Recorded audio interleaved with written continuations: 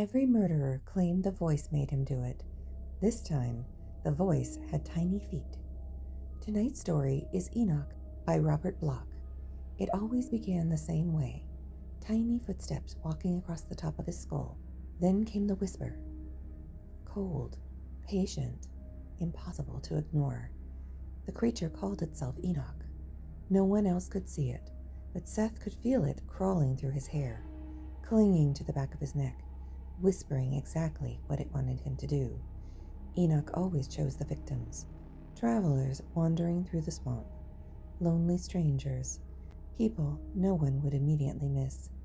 It described them perfectly, where they would walk, what they would be wearing, even the moment they would be alone. Seth obeyed every time, not because he wanted to, because Enoch promised wonderful dreams if he obeyed, and terrible punishment if he refused. After each murder, Seth buried the bodies in quicksand, but the heads, those belonged to Enoch. The creature always returned for them after Seth had fallen asleep.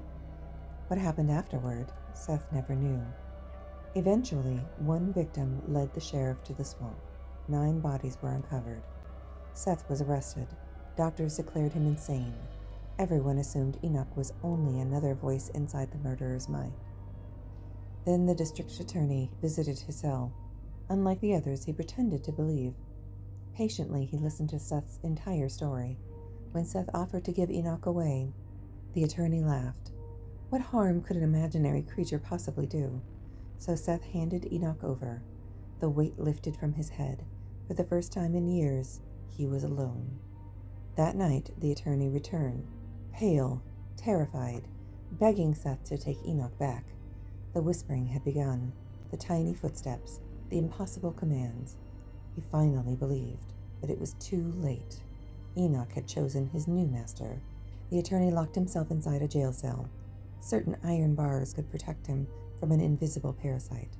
Instead, the screaming began. When silence returned, a hole had been eaten through the back of his skull, and from that terrible wound, something small, white, and impossibly fast leapt back into Seth's head. Together, they disappeared into the moonlit swamp, still listening, still whispering, still hunting. Tomorrow we continue exploring the strange, haunting, and unforgettable tales hidden within classic horror.